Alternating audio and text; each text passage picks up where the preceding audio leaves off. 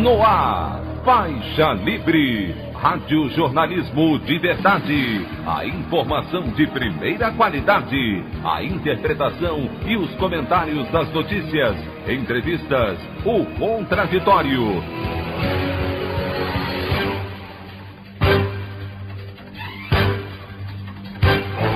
Tudo para aproximar você cada vez mais da realidade do Brasil e do mundo. Apresentação: Anderson Gomes. Presidente Jair Bolsonaro presta depoimento à Polícia Federal em inquérito que investiga sua suposta interferência na corporação. Leilão da tecnologia 5G no país tem como vencedoras Claro, Vivo e TIM dos lotes mais importantes oferecidos, enquanto nova operadora Wilt também arremata uma das frequências. A aprovação da PEC dos precatórios em primeiro turno na Câmara provoca racha no PDT e leva Ciro Gomes a suspender pré-candidatura à presidência. Essas e outras notícias na edição desta sexta-feira, 5 de novembro do ano de 2021, do programa Faixa Livre.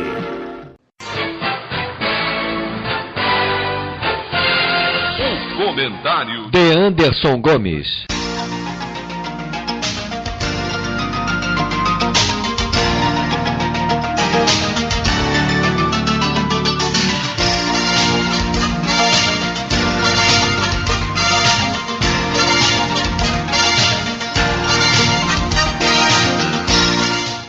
Bom dia, ouvintes.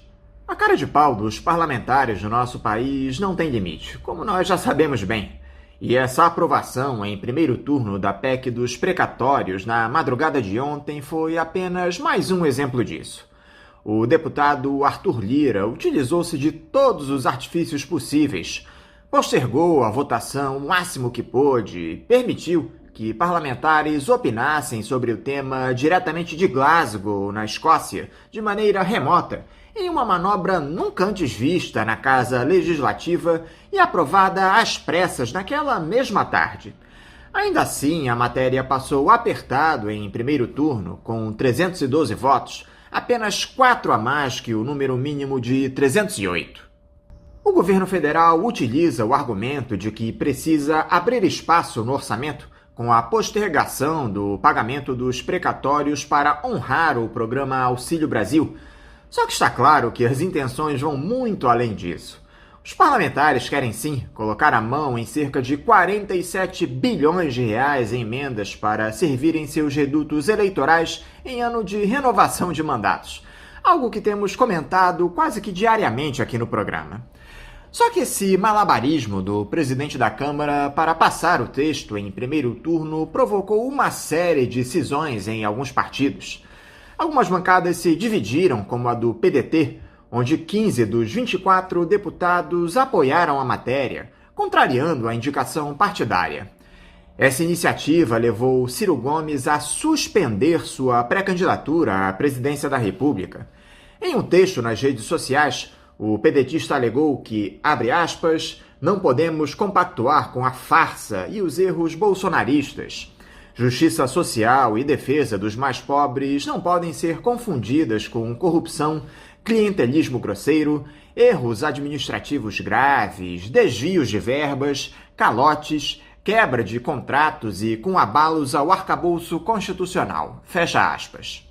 Vale lembrar que essa PEC dos precatórios vai prejudicar, entre outros credores da União, a educação nos estados da Bahia, Pernambuco e Ceará, já que o governo deve 15 bilhões e 300 milhões de reais a eles pelo cálculo incorreto do antigo Fundo de Manutenção e Desenvolvimento do Ensino Fundamental e de Valorização do Magistério, o Fundef, que agora virou o Fundeb.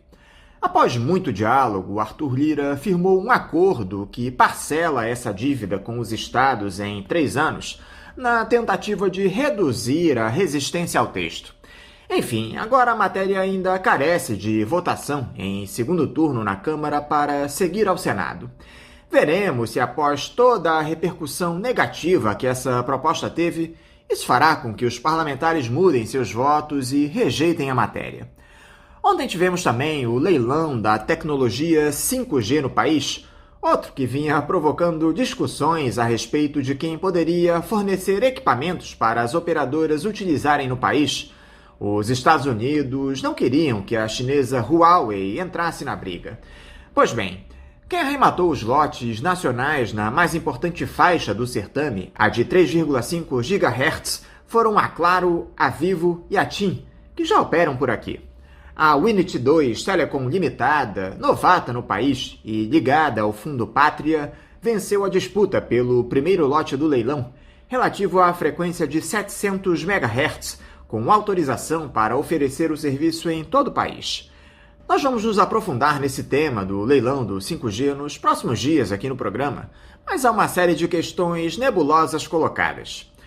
O Instituto Telecom listou alguns problemas, como a ausência no edital de licitação da obrigatoriedade de investimentos em pesquisa e desenvolvimento de tecnologia, a entrega da faixa mais valiosa do espectro 5G, a de 26 GHz, às grandes operadoras, os prejuízos para os provedores regionais, já que a licitação oferece vantagens às operadoras de grande porte, enfim.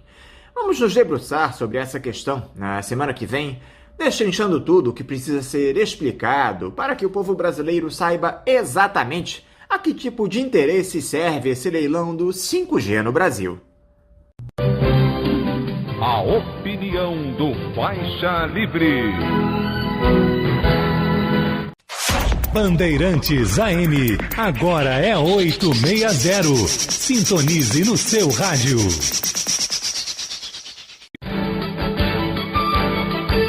Voltamos a apresentar Faixa Livre. Estamos de volta, ouvintes, com o início da edição de hoje do programa Faixa Livre, que tem na sua produção a jornalista Celeste Sintra, auxiliada pela também jornalista Natália Moraes, tendo no comando do áudio o Francisco.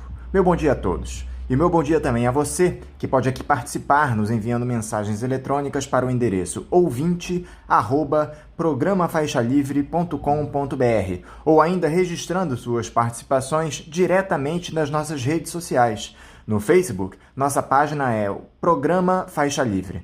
No Twitter e no Instagram, para deixar o seu recado, basta seguir os perfis @PGMFaixaLivre. Lembrando que as participações por telefone estão inviabilizadas, pois durante o período da pandemia do novo coronavírus, nosso programa está sendo gravado no dia anterior à sua veiculação. Pedimos desculpas aos nossos ouvintes que costumam interagir conosco desta forma, mas foi a maneira encontrada pela equipe do Faixa Livre para mantê-los informados sobre o que acontece no país e no mundo com essa nossa visão crítica, e ao mesmo tempo preservando a saúde dos profissionais que levam o programa ao ar. O Faixa Livre pode ser acompanhado também pelo nosso aplicativo para celulares com sistema operacional Android. O nome do aplicativo é Programa Faixa Livre. Os ouvintes também têm acesso à transmissão pelo nosso site, o www.programafaixalivre.com.br, ou pela página da Associação de Engenheiros da Petrobras, a AEPET, uma das nossas entidades patrocinadoras, no www.aepet.org.br. Para quem perdeu alguma das edições ou quer ouvir novamente o Faixa Livre, os áudios das entrevistas e editoriais estão disponíveis no nosso podcast, nos aplicativos Spotify, Deezer e Castbox. E dando início às nossas entrevistas, eu cumprimento o jornalista e vice-presidente da Associação Brasileira de Imprensa, ABI, Cid Benjamin. Cid Benjamin, bom dia. Bom dia para você, Anderson. Bom dia aos ouvintes do querido Faixa Livre. Cid, muito obrigado por você novamente dialogar conosco aqui no Faixa Livre. Cid, o presidente Jair Bolsonaro segue acumulando vexames e episódios criminosos ao longo desses seus quase 3 anos de mandato. Depois de todos aqueles pedidos de indiciamentos oferecidos contra ele pela CPI da pandemia, o ex-capitão esteve na Itália no último final de semana para a reunião de cúpula do G20, grupo das 20 maiores economias do mundo, e em mais um daqueles casos absurdos que está acostumado a protagonizar, ofendeu jornalistas que cobriam o evento e questionavam seu isolamento diante dos principais líderes do planeta.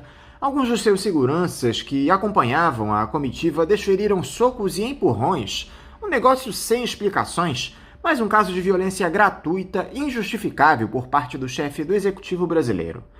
A pergunta é recorrente, Cid, mas até quando esse tipo de episódio vai se repetir, com o presidente da República sendo responsável por atropelar a liberdade de imprensa, ofender jornalistas e incentivar agressões como as que ocorreram na Itália?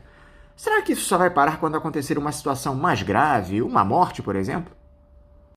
Anderson, depois da palhaçada protagonizada no dia 7 de setembro, quando o presidente Jair Bolsonaro ameaçou com um golpe de Estado e não teve força para dar esse golpe e teve que botar a viola no saco, ele deu uma calada de boca. Ele parece que alguém deve ter dito, algum marqueteiro ou seu consultor, essa figura grotesca que é o Michel Temer, pediu para ele calar a boca. E efetivamente ele ficou calado há algum tempo. Só que ele é Bolsonaro, né? Ele voltou em seguida a falar bobagem, a fazer bobagem. Esse episódio agora na Itália, na reunião do G20, foi um negócio que não me lembro ter acontecido na história do Brasil. Um presidente da República, qualquer que fosse a sua posição política, mas ele vai para o exterior representar o país numa reunião importante, como essa do G20, reúne as 20 maiores, os representantes das 20 maiores economias do mundo, e parece um penetra na festa. Ele só consegue conversar com os garçons e com seguranças, e assim mesmo estimula os seguranças dele, seguranças brasileiros, junto com alguns italianos, a agredir jornalistas que fazem perguntas corriqueiras. Tipo, por exemplo, presidente, por que o senhor não vai acompanhar a agenda comum dos outros chefes de Estado? Ele imediatamente manda o cara calar a boca, agride verbalmente e tal, e estimula a que os seguranças metam uma porrada no jornalista que faz esse tipo de pergunta, que é uma pergunta corriqueira. Afinal, ele não foi uma série de atividades promovidas pelo país sede, a Itália, para os convidados. Quer dizer, ele não se sente à vontade, ele circula nos salões como se fosse um penetra, ao ponto que quando vai desajeitado como pisa no pé da Angela Merkel e ela diz, pô, só podia ser você mesmo que está me pisando e tal. O governante da Itália, que estendeu a mão a todos os outros convidados, não estendeu a mão a ele. Ele, na hora da foto, com todos os convidados, participantes da reunião, ele não apareceu, não se sentiu à vontade. E depois, inclusive, a maior parte desses governantes esticou a estadia lá e foi para a Escócia, em Glasgow, em que havia reunião do COP26, discutir questões ligadas ao clima, meio ambiente, etc. O Brasil teria uma participação importante aí, porque está na Berlinda. Ele preferiu não ir, sabendo que ia ser o vilão, que ia ser criticado pela não preservação da Amazônia, pela política suicida e criminosa em relação ao meio ambiente. Quer dizer, ele foi tratado e se comportou como um pária.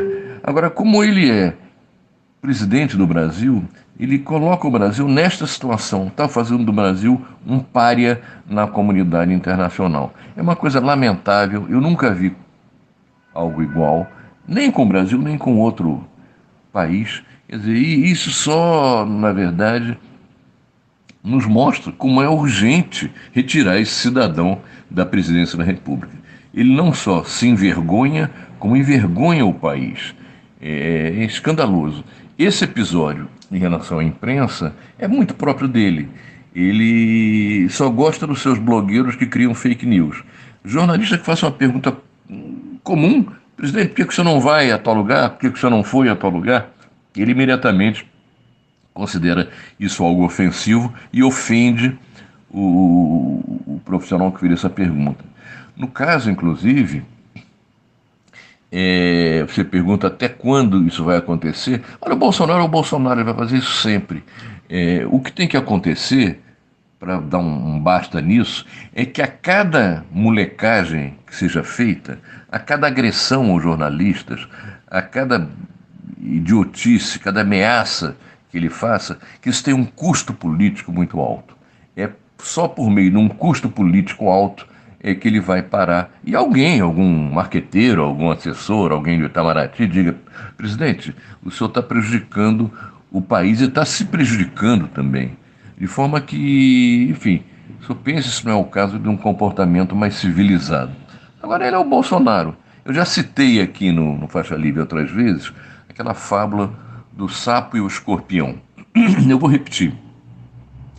O escorpião não sabia nadar, mas queria atravessar o rio e pediu para o sapo dar uma carona. Ele iria então nas costas do sapo, que atravessaria o rio, e fez então esse pedido. O sapo, desconfiado, disse: pô, escorpião, você é um escorpião, não posso confiar em você. Se você me der uma ferroada no meio do rio, eu vou morrer por causa da ferroada, e você vai morrer porque você não sabe nadar. Então eu não confio, não. E o sapo, então, o escorpião, então, disse: não, sapo, eu não farei isso, porque, como você disse, se eu fizer, eu morro afogado também. Você morre pelo veneno e eu morro afogado. O sapo se deixou convencer e levou o escorpião. No meio do rio, o escorpião deu-lhe uma ferroada. E o sapo disse: porra, escorpião, agora vamos morrer os dois. Eu do veneno e você afogado. E o escorpião disse: pois é, me desculpe, mas é da minha natureza. Eu sou um escorpião. Assim é o Bolsonaro. Ele é um escorpião. Ele não consegue ficar sem falar, sem ameaçar, sem agredir e sem estimular violências contra jornalistas. Vocês da ABI divulgaram uma carta aberta em repúdio a essa agressão do Bolsonaro e de seus seguranças a jornalistas, citando que o presidente envergonha o país não só pela violência, mas também por ser rejeitado pelas principais lideranças mundiais. Não é a primeira vez, nem a segunda, tampouco a terceira, Cid, que a Associação Brasileira de Imprensa se posiciona dessa forma. Nós sabemos bem que esse tipo de nota serve mais para marcar posição da entidade sobre esses absurdos protagonizados pelo líder máximo do país, mas o que pode ser feito de maneira efetiva para que esse episódio grave não se repita, Cid? Será que as instituições não podem se mexer diante de tudo o que tem se dado? Efetivamente, Anderson, nós divulgamos uma carta dura na segunda-feira de manhã, uma carta aberta ao Bolsonaro, repudiando esse comportamento dele e a agressão feita pelos seus seguranças a jornalistas. Agressão essa que não mereceu sequer um pedido de desculpas por parte do governo brasileiro, do próprio Bolsonaro, do Itamaraty, etc. E, de fato, nós dissemos que o presidente envergonha o país pelo seu comportamento e pela rejeição que ele recebe dos principais líderes mundiais. Isso é verdade. Como você disse, não é a primeira, nem a segunda vez, nem a terceira que a ABI se posiciona dessa forma. Mas você pergunta até quando? Eu não sei. Será que as instituições não podem se mexer diante de tudo que tem acontecido? Deveriam estar se mexendo. Os presidentes da Câmara, o primeiro, que era o Rodrigo Maia, e agora o Arthur Lira, deveriam parar de engavetar os pedidos de impeachment. Sabe-se que há uma quantidade brutal de pedidos de impeachment. E agora o presidente da Câmara é um bolsonarista, ele não dá prosseguimento. Na Procuradoria-Geral nós temos um cidadão que é outro bolsonarista, que não aceita as acusações contra o Bolsonaro. Então o que se pode fazer, nós sabemos que uma nota como essa que nós fizemos, teve uma grande repercussão essa nota, inclusive, tanto na imprensa escrita como no rádio, na TV, teve uma repercussão muito grande. Ela não derruba o governo, ela não tira o Bolsonaro. Agora, qual é o papel que ela cumpre? Primeiro é marcar uma posição de que nem toda a sociedade está cabisbaixa e está aceitando essas boçalidades do Bolsonaro. E, em segundo lugar, ajuda a desgastá-lo, ajuda a mostrar que esse cidadão não pode estar na presidência da República. Então esse é o papel da nota. Nós não temos ilusão de que vamos derrubar o governo com uma nota. Isso não existe. Agora, consideramos sim que notas duras e oportunas, como foi o caso dessa nota que nós fizemos e divulgamos segunda-feira de manhã, elas ajudam a desgastar o governo. Falando agora um pouco propriamente, Cid, sobre o papel que o Jair Bolsonaro desempenha nesses fóruns mundiais. Nós vimos aí como ele foi completamente ignorado lá em Roma, na reunião do G20. Não participou de qualquer reunião bilateral. O único encontro que ele teve foi com o presidente italiano Sergio Mattarella, algo protocolar, já que ele era o anfitrião. O momento de maior destaque do Bolsonaro se deu quando ele pisou, sem querer, no pé da premier alemã Angela Merkel. O ex-capitão condena o Brasil à condição de pária internacional. É absolutamente desanimador, Cid, ver que o principal líder do nosso país é motivo de chacota lá fora. Como é que isso influencia na imagem do Brasil diante do mundo, Cid? Essa inépcia do Jair Bolsonaro, essa incapacidade dele de relatar a verdade dos fatos. O nosso presidente é tido, além de negacionista em relação à Covid-19, como um mentiroso quanto mais. O nosso presidente é um mentiroso quanto mais. Não é só tido como mentiroso, ele é um mentiroso. E é o que eu falei, quer dizer, ele, ao cair no ridículo, ele deixa o país também no ridículo e prejudica o país. Uma série de negociações, de acordos, poderiam estar sendo feitas e não são feitas porque ninguém quer conversar com o Bolsonaro, ele não tem espaço, ele é um idiota completo. De maneira que isso prejudica o país. Ele ser alvo de chacota é muito ruim, ninguém gosta de ver seu país nessa situação, mas a questão é mais grave. Ele, com esse comportamento, ele deixa o Brasil como um pária na comunidade mundial. Isso é muito ruim. Há questões fundamentais para que a gente negocie e defenda os interesses do país. E um cidadão como o Bolsonaro é incapaz de defender os interesses do país. Não bastasse ele já ser o presidente mais entreguista da história do Brasil, ele é um cara que não é à toa que bate continência para a bandeira americana, que é uma vergonha. Quer dizer, as ações de governo dele são absolutamente entreguistas. Ele não defende os interesses nacionais e fica de joelhos, de cócoras, diante dos países, de particular dos Estados Unidos. E minha avó já dizia, quem muito se agacha acaba mostrando o fiofó. Algo que nós não chegamos a abordar com você aqui no programa, Cid, foi o fim dos trabalhos da CPI da pandemia lá no Senado na última semana, com a aprovação do relatório final que sugeriu os indiciamentos de 78 pessoas e 2 empresas. O presidente Jair Bolsonaro, como era de se esperar, foi imputado pelo suposto cometimento de 9 crimes, entre eles prevaricação, epidemia com resultado morte e crimes contra a humanidade. Nunca um chefe de Estado brasileiro teve tantas imputações assim em uma CPI, Cid. Qual é o resumo que você faz desses 6 meses de trabalho da comissão? Você gostou do que há no relatório final, Cid? Olha, o velho e saudoso, nessa altura, Ulisses Guimarães, ele dizia que uma CPI você sabe como começa, mas não sabe como termina. Ele tinha toda a razão, toda a razão. Essa CPI da pandemia, quando começou, ninguém sabia exatamente se ia dar alguma coisa. E está dando, já deu. O relatório final, como você lembrou, sugeriu o indiciamento de 78 pessoas, além de 2 empresas. E o Bolsonaro, ele foi acusado de 9 crimes. Prevaricação, epidemia com resultado de morte, crimes contra a humanidade, etc. Como também você disse na pergunta, nunca um chefe de Estado brasileiro teve contra si tantas imputações em uma CPI. Você me pergunta se eu gostei do resultado do relatório final. Gostei.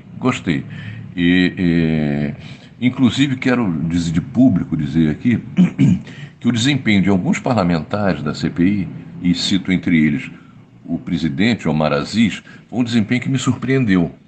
Ele foi firme, não aceitou provocações, mas não abaixou a cabeça diante do Bolsonaro. De forma que o saldo dessa CPI é um saldo melhor do que o que eu previa inicialmente.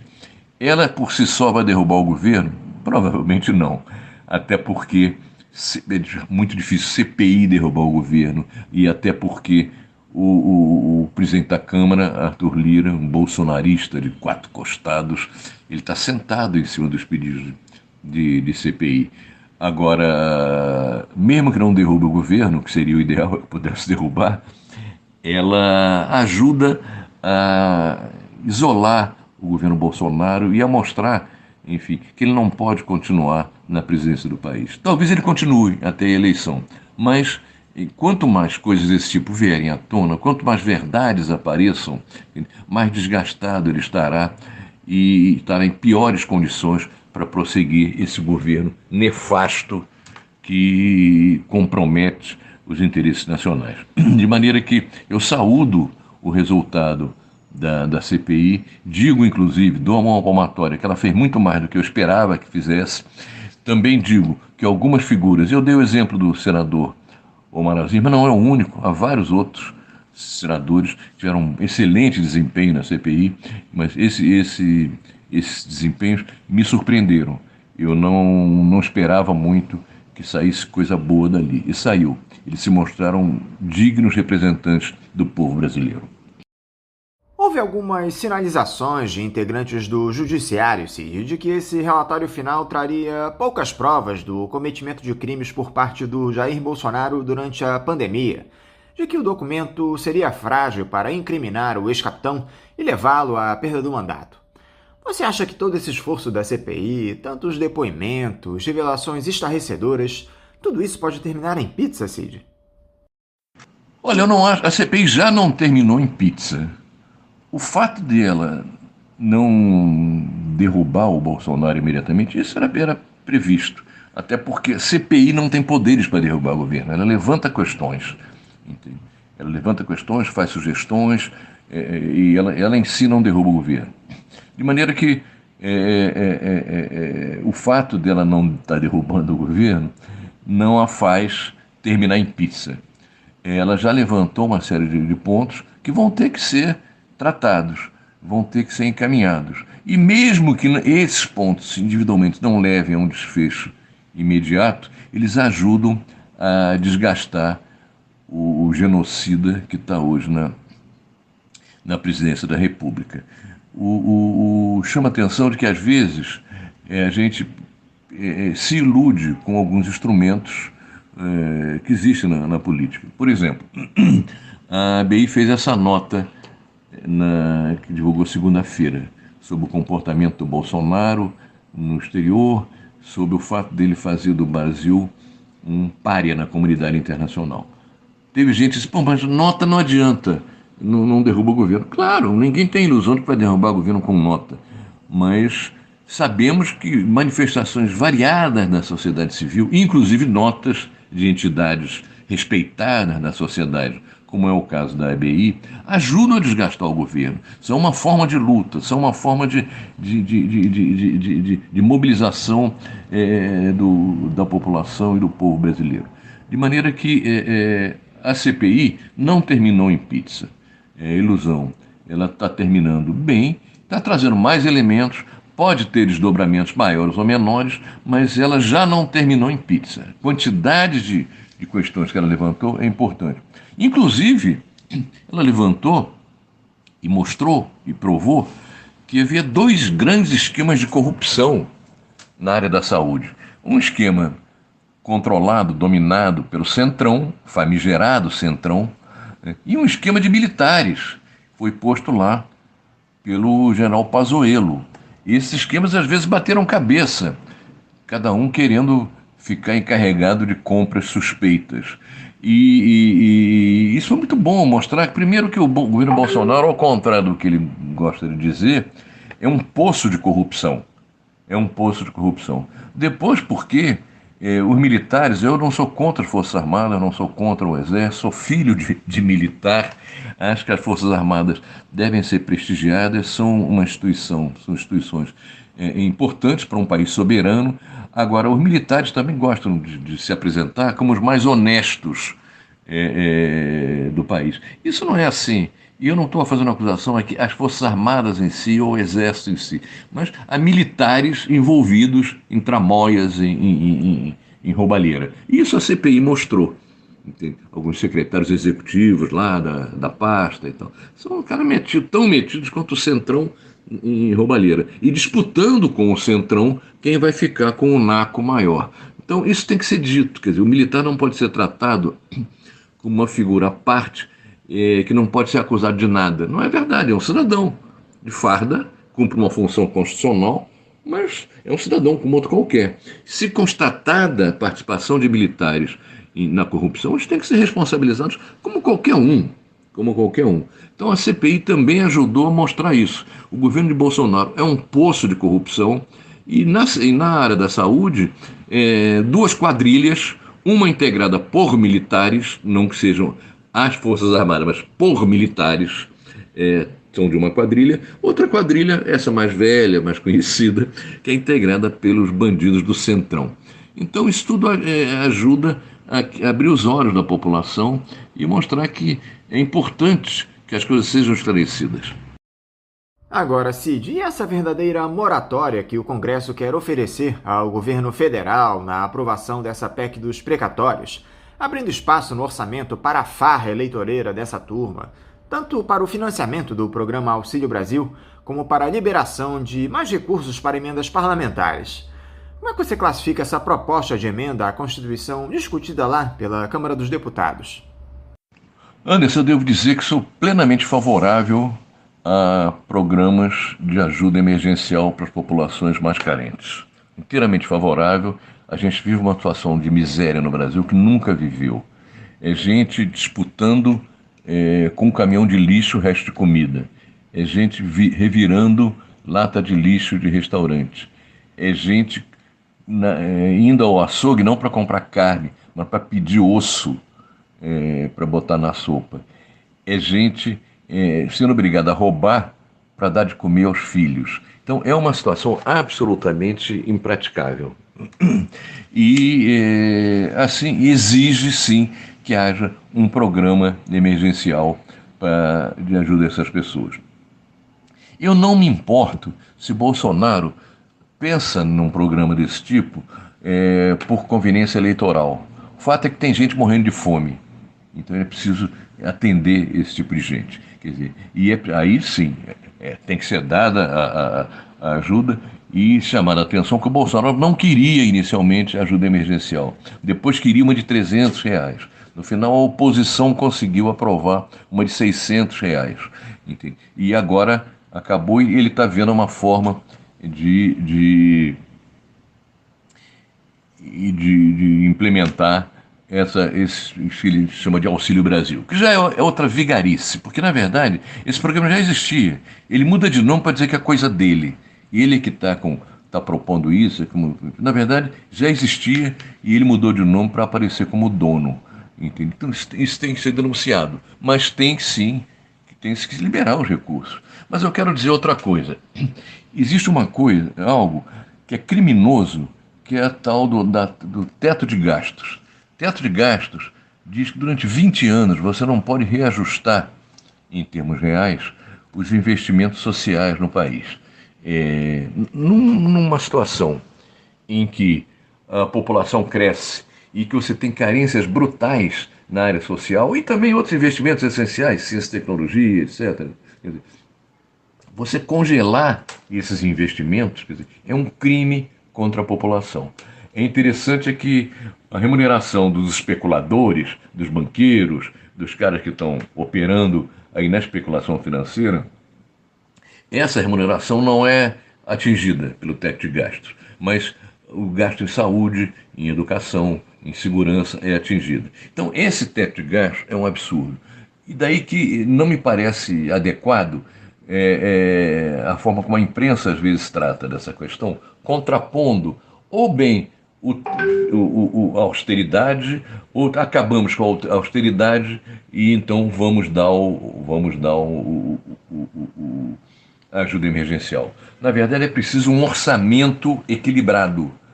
Esse orçamento equilibrado significa o seguinte: você não detona as contas públicas, tem que ter responsabilidade nisso, mas também atende às necessidades vitais do país.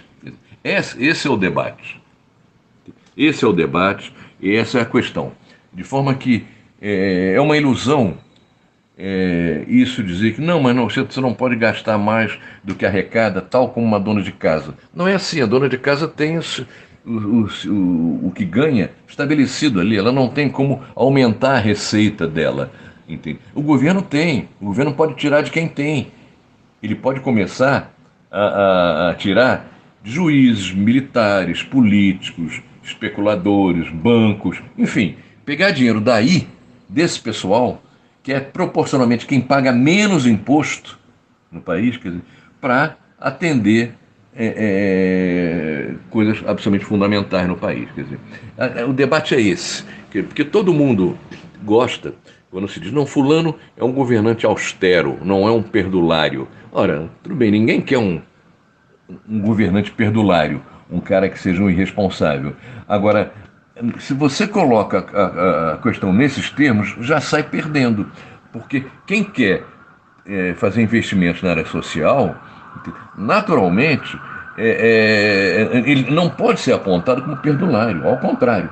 Mesmo do ponto de vista da economia, se você não faz investimentos por parte do Estado, você não cria empregos, você não tira da miséria uma porção de gente, milhões e milhões de gente. Nós temos um desemprego absolutamente recorde hoje no país. De maneira que comparar essa situação com a da dona de casa é uma falsificação.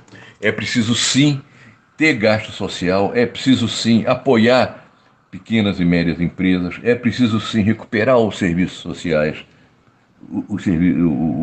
a área social, é preciso sim você recuperar saúde, educação, segurança, enfim, dar melhores condições de vida para a população.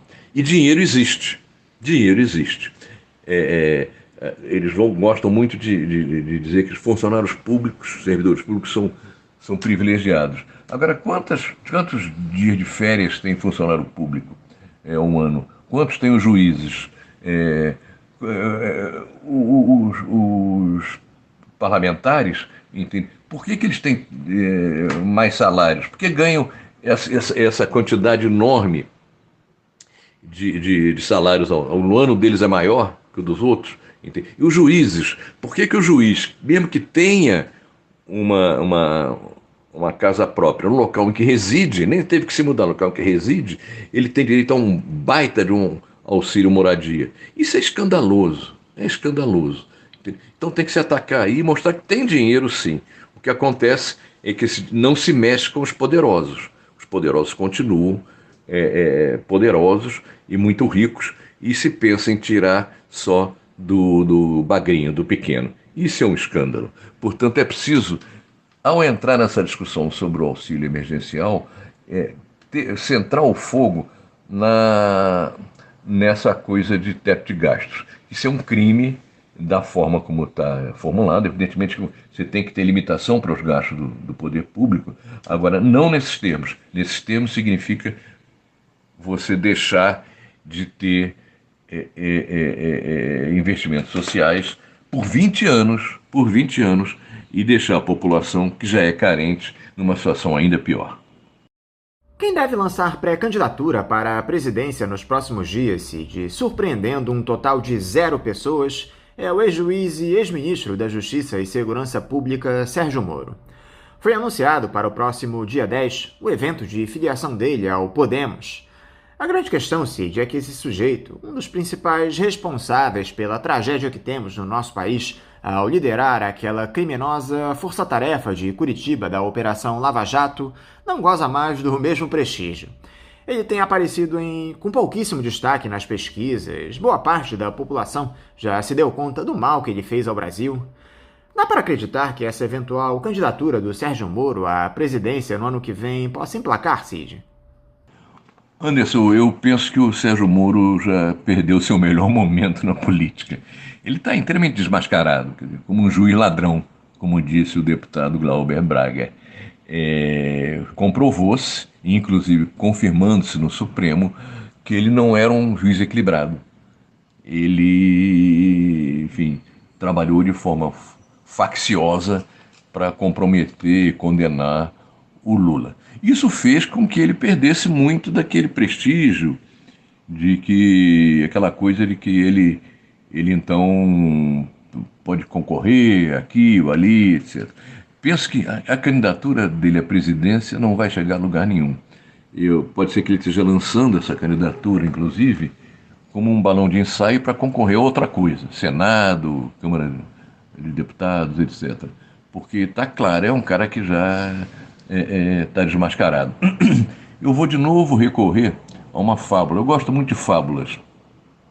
A história do rei, que um espertalhão chegou ao rei, isso na antiguidade, e disse que ele tinha uma coisa a oferecer para o rei, que era muito cara e tal, mas ele vendia isso, que era uma roupa para o rei, que só enxergaria essa roupa quem fosse muito inteligente. Os burros não enxergariam a roupa. Então foi regiamente remunerado, começou a costurar uma roupa para o rei. E não era roupa nenhuma, não tinha nada. Agora só os inteligentes é que veriam aquilo. Portanto, uma série de puxa-sacos do rei diziam: oh, que maravilha, essa roupa é maravilhosa. E o próprio rei dizia a mesma coisa para não passar por um burro. Aí, quando ele foi inaugurar a roupa, saiu pela rua, sem roupa, porque não tinha roupa nenhuma, até que um garoto disse: o rei está nu. E aí foi aquela gargalhada geral, todo mundo se deu conta de que o rei estava nu. E aí, claro, o rei cortou a cabeça do charlatão, do alfaiate charlatão. Agora, isso fica como exemplo. As fábulas, elas mostram muito exemplos interessantes para a gente ver. O Sérgio Moro, ficou claro que ele estava nu. O ministro está nu, o justiceiro está nu. E eu acho que ele não tem mais chance nenhuma de vestir essa roupa de justiceiro e de honesto. Ele foi desonesto no tratamento, como juiz, no tratamento da Lava Jato e das decisões tomadas. De maneira que penso que essas eventuais candidaturas, as filiações dele, estão muito mais na área de balão de ensaio e tal, para concorrer não a presidente, mas a uma outra coisa qualquer. Cid, essa agora aparece até notícia do site Sensacionalista ou do meu antigo blog de sátira no site da Carta Capital, o Quadrinsta, mas é verdade, infelizmente. O Supremo Tribunal Federal rejeitou uma queixa-crime do deputado Eduardo Bolsonaro, do PSL de São Paulo, filho do presidente Jair Bolsonaro, contra seu colega de Câmara Kim Kataguiri, do Democratas de São Paulo. A ministra Rosa Weber decidiu arquivar a ação de Eduardo por ter sido chamado de Bananinha. Esse apelido foi criado justamente pelo vice-presidente Hamilton Mourão. É inacreditável, Cid, como se o STF não tivesse demandas mais urgentes para julgar. O Bananinha reclama à Suprema Corte estar sendo chamado de Bananinha. Ô Anderson, eu comentei essa história do Bananinha com uma amiga que mora no exterior, que é estrangeira, inclusive. Ela não acreditou, achou que era brincadeira. Mas o pior é que é verdade.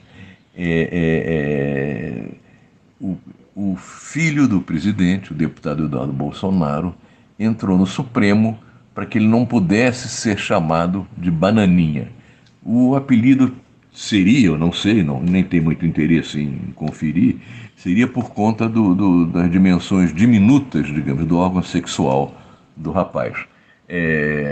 Parece que esse garoto foi criado em playground, pela avó. Entende? Ele não entendeu que qualquer apelido, quando você esperneia diante do apelido, aí mesmo é que o apelido pega. Entende? Se você não dá bola, isso entra por um ouvido e sai pelo outro. Mas o Eduardo Bolsonaro resolveu estrelar porque está sendo chamado de Bananinha. Aliás, é interessante que quem não sei se criou, pelo menos divulgou esse apelido, foi o vice-presidente Hamilton Mourão. É de fato inacreditável, como você diz. Agora, o Eduardo Bolsonaro, então, foi ao Supremo para que ele não pudesse ser chamado de Bananinha. Esse rapaz nunca teve infância na rua. Foi sempre criado pela avó, super protegido, e da mostra de ser um bobalhão. Pois bem, a questão caiu nas mãos da ministra Rosa Weber, que decidiu arquivar o pedido por considerar que o Supremo tinha mais o que fazer do que deliberar a respeito do apelido de Bananinha por Eduardo Bolsonaro. Quero chamar a atenção também que essa fixação com a sexualidade alheia demonstra uma insegurança muito grande. Não só da família Bolsonaro, como de outros homofóbicos. A pessoa bem resolvida do ponto de vista sexual não está preocupada com a sexualidade alheia. Quer dizer, não me interessa se fulano gosta de dormir com um homem ou com uma mulher, isso é um problema dele. Se os dois dormem juntos de comum acordo, o problema é é deles, eu não tenho nada a ver com isso. E quero mais é que sejam felizes. Esse pessoal bolsonarista é muito preocupado com sexualidade alheia. O que, a meu ver, não só a meu ver, mas ao ver também dos especialistas, denota uma insegurança muito grande em relação à sua própria sexualidade. Entende? Não me interessa o tamanho do órgão sexual do Eduardo Bolsonaro. Agora, acho ridículo que ele venha dizer, venha reclamar e vá ao Supremo, a Corte Suprema, não, querer que se proíba que ele seja chamado de bananinha. Esse rapaz não tem noção das coisas. Entende? É algo absolutamente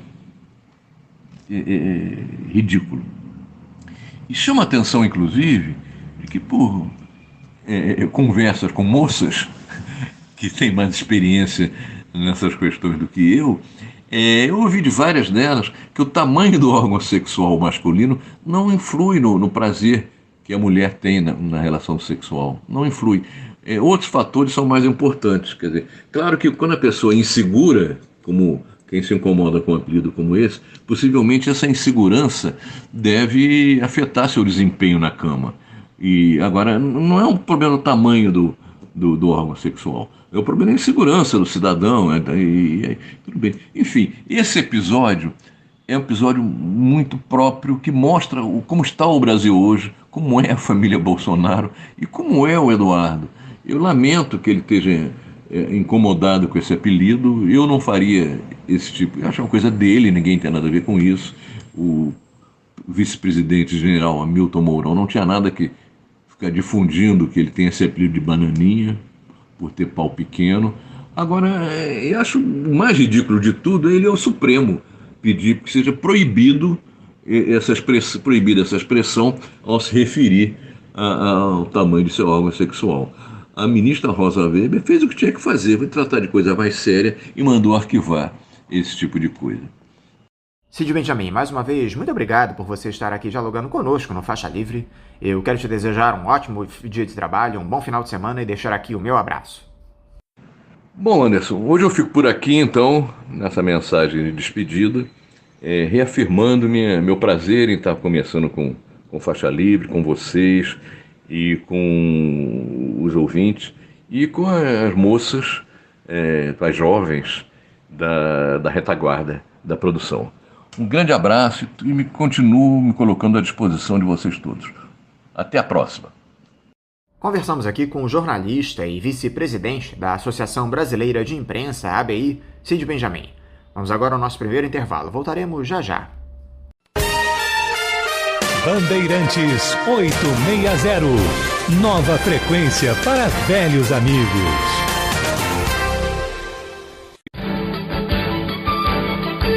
Voltamos a apresentar Faixa Livre. Já voltamos, ouvintes, e agora eu saúdo o presidente regional do Sindicato Nacional dos Funcionários do Banco Central, Sinal, aqui no Rio de Janeiro, Sérgio Belcito. Sérgio Belcito, bom dia. Bom dia à equipe do Faixa Livre, bom dia aos ouvintes da Rádio Bandeirantes e parabenizo pelo tema. É muito importante que a mídia se dedique, à discussão desse tema que estamos abordando, tendo em vista, a nossa preocupação do grande estrago que ela possa fazer à sociedade. Então, parabenizo mais uma vez a equipe e ao programa por escolher um tema tão importante para a sociedade. Belcito, muito obrigado por você conversar aqui conosco mais uma vez no Faixa Livre. Belcito, em meio a todo esse desmonte que o Estado Nacional vem sofrendo no país, ainda está pendente essa discussão da reforma administrativa lá na Câmara dos Deputados. O presidente da Casa, Arthur Lira, tem postergado a votação do texto aprovado pela comissão especial produzido pelo deputado Arthur Maia, do Democratas da Bahia. Há muita resistência a essa matéria entre os parlamentares e a proposta de emenda à Constituição, que revisa as regras para o serviço público no país, precisa de maioria qualificada para ir ao Senado, ou seja, 308 votos em 2 turnos. Eu queria começar, Belcito, te perguntando como é que vocês do Sinal têm observado essa demora para a votação da PEC 32 lá na Câmara, que vocês apelidaram de PEC da ingratidão. Nós estamos satisfeitos com a demora e ela tem sido provocada pelo nosso trabalho, né? Nós estamos querendo realmente que ela não seja votada. Nós achamos que é um escárnio, né? A matéria ela é muito ruim mesmo, né? Ela não conta hoje com a maioria ou com os 308 votos, pelo menos, né, na Câmara, e ela tem uma grande animosidade também no Senado, e não era para ser assim, porque a matéria acaba também com os serviços públicos estaduais, né? Então, o que a gente acha é que realmente a gente deve protelar o máximo possível para que ela não seja votada. A gente já teve aí 6 ou 7, né, pareceres, relatórios preliminares e mostrando, né, a instabilidade do governo, né, e as mudanças constantes aí na composição de forças, né, no governo, e a infiltração de empresários dando piruadas, né, porque o grande consumidor no final é o empresário, né, que vai lotear o serviço público. Então, nós pretendemos lutar até o final para que isso não entre em pauta, né? O governo não tem os votos necessários e está tendo muita dificuldade em conseguir, né? É lógico que ele pode abrir os cofres, né, com aquelas emendas parlamentares e tentar comprar todo mundo, né? Mas nós estamos de olho e a gente tem denunciado isso em todos os informativos nossos. Acreditamos que esse trabalho, essa força, né, tem feito com que o relator, né, e os parlamentares fiquem meio atônitos aí do que vão fazer. Muitos já mudaram o seu voto, né? Muitos mudaram o voto, a sua posição, dizendo que não votariam mais a favor, né? Então é isso que a gente quer, continuar esse trabalho. Já há uma expectativa da parte de vocês, Belcito, de quando essa discussão deve voltar a ser feita pelos deputados. Você acha que o governo pode tentar pautar essa reforma administrativa ainda esse ano? Olha, poder pode sim, né? O governo está buscando espaço para poder passar, para não ficar com a cara grande de que não tenha tido condições de aprovar uma emenda constitucional dessa envergadura, né? É possível sim que ele tente negociar com algumas forças para que possa passar. O prejuízo, né, mesmo sendo ela negociada, ela vai causar um grande problema para a sociedade, né? Porque pode sair o artigo 37A, que é o principal, mas ficam aí as sequelas de tudo que se tem no todo, porque a PEC, a sua composição é muito ruim, é realmente para terminar o serviço público, né? Agora, a gente espera não que ela seja retirada somente agora, a gente gostaria que ela fosse sepultada de vez, né? Vide o problema da reforma da Previdência, né, que a gente conseguiu transferir, né, a votação, mas no governo seguinte, que foi esse governo atual, ela veio com mais força, né? Então, a gente sempre acredita que possa transferir esse problema mais para frente. É lógico, né, que temos que ter uma unidade, mais força, mas com um governo que nem esse que se apresenta no momento, é complicado, né? Uma pessoa como o Paulo Guedes, que só pensa em vender, vender, vender, terceirizar, né? A gente tem sempre esse risco, né? A sociedade tem que lutar, tem que entender que isso não é bom para ela, vai privá-la de todo o serviço público. Quanto mais próximo das eleições, Belcito, maior é a chance de o governo desistir de tentar aprovar essa PEC. O calendário eleitoral pode, na opinião de vocês, influenciar nas discussões desse tema? Certamente. Quem votar não volta. Esse é o nosso jargão para os parlamentares, né? Para que eles entendam que eles vão ficar fichados, né? Na conduta contra os servidores e contra a sociedade, porque é um desgaste muito grande. Nós estamos fazendo alongamento dessa possibilidade de votação justamente para chegar bem próximo do período eleitoral, né? Eu acredito que sim, acredito que quanto mais próximo, né, da eleição, ou a partir do calendário eleitoral já colocado, os parlamentares vão ter que pensar muito, muito nem no desgaste que vão ter, né? E nós estamos dispostos a fazer que nem na reforma da Previdência e na reforma trabalhista, né? Quem votar, né, não volta. Nós gostaríamos que esse jargão chegasse a todos os rincões e a todos os currais eleitorais dos parlamentares, né? Isso os deixa preocupados, né? É claro que tem aqueles que não adianta, né?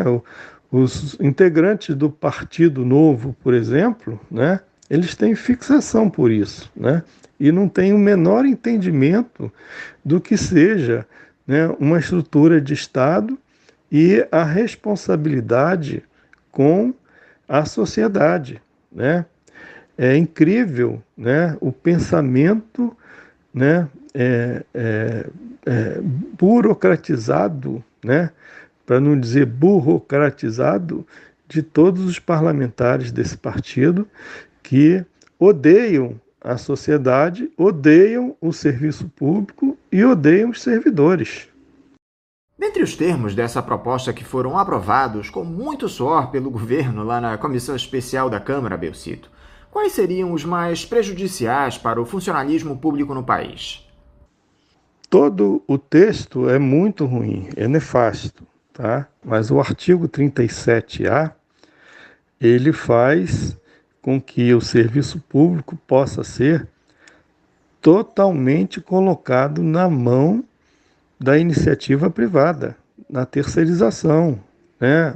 Área meio, área fim, todos os serviços essenciais e tudo mais, eles não têm compaixão, ou seja, não têm a menor sensibilidade. A ideia é fazer com que dentro de um prédio público, se quiser uma ONG se instalar e fazer com que aquela atividade seja explorada, o governo daria, né, essa condição, né? Isso é, para mim, o que tem de pior, né? E aí vem o favorecimento, vem a terceirização que a gente vê como funciona hoje no Brasil, né? Com grandes interesses e grandes desvios de recursos, né? A gente sabe disso. E a rotatividade que tem, né? É diferente de servidores concursados. A gente precisa ter a estabilidade no concurso público para que haja, né, uma prestação de serviço melhor. Mas tem outras possibilidades, como cargos de livre nomeação de aproximadamente 90 mil em todo o Brasil, né? Você já pensou o que é, né? A possibilidade de ir colocando militares dentro do serviço público e você, inclusive, tem um processo de avaliação de desempenho que pode ser comandada por pessoas de interesses diversos, né? Você não vai ter servidor público autonomia.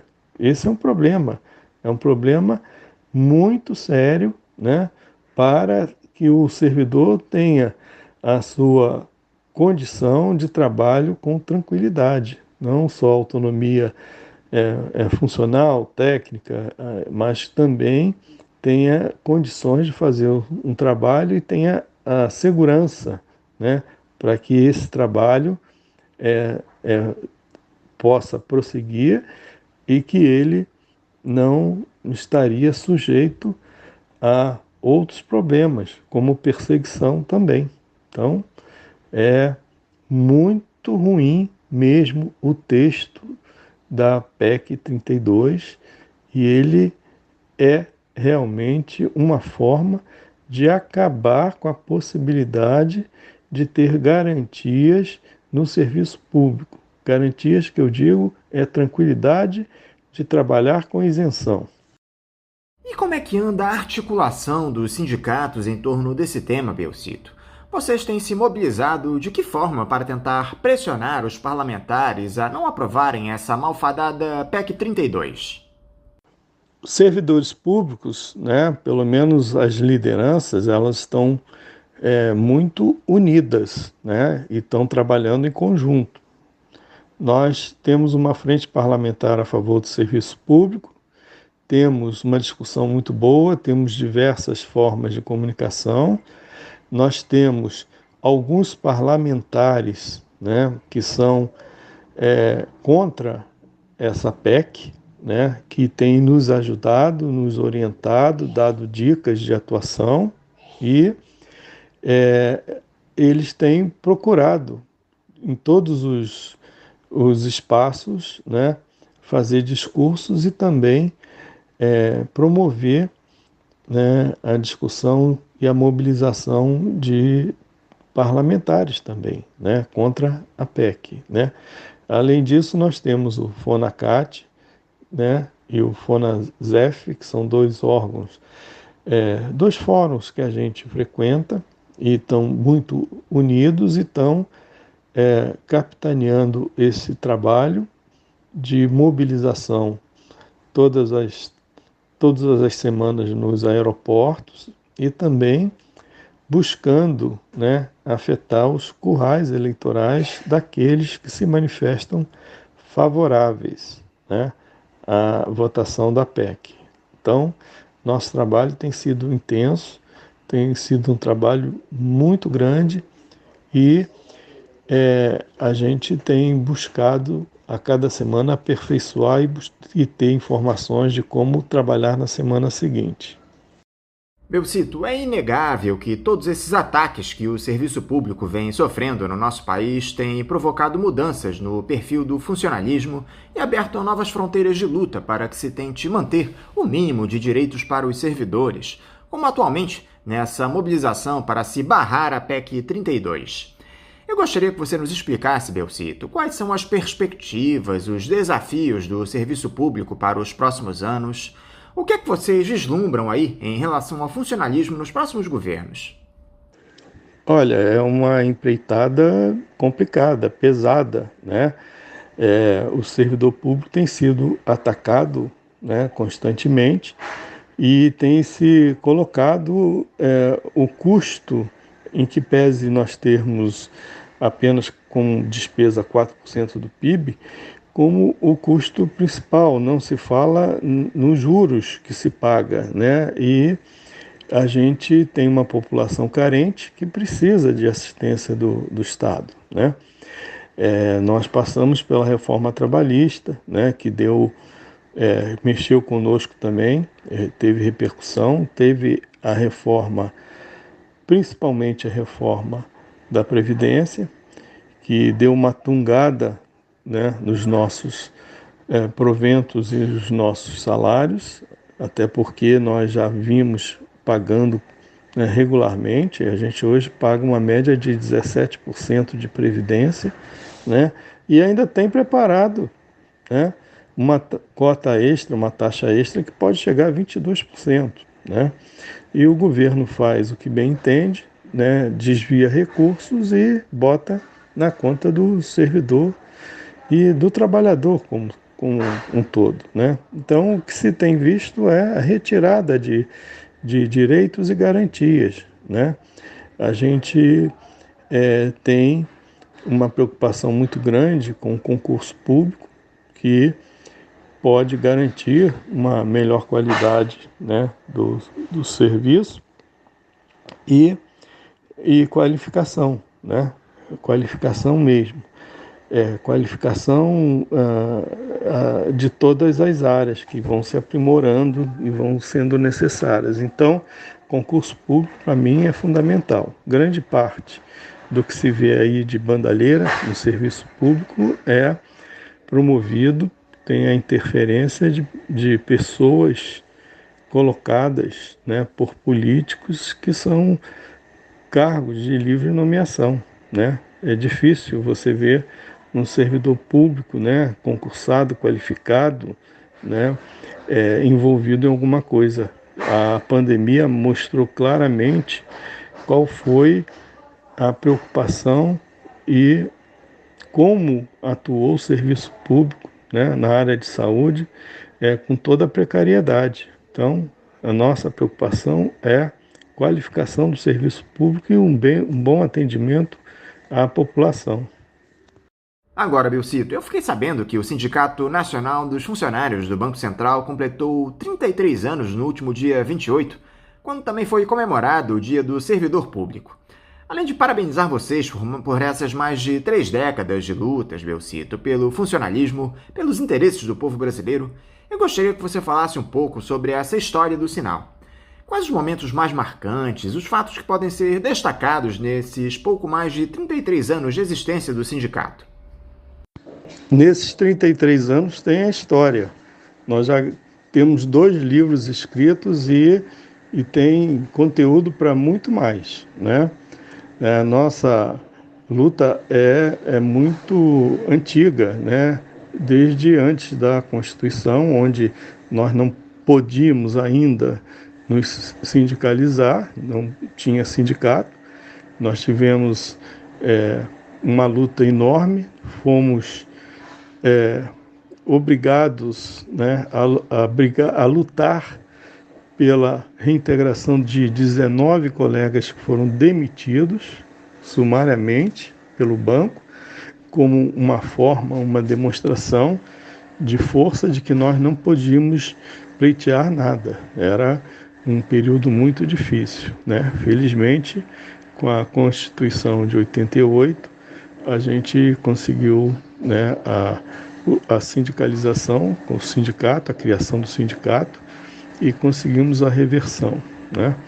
Mas é uma situação muito complicada que vem de anos, né?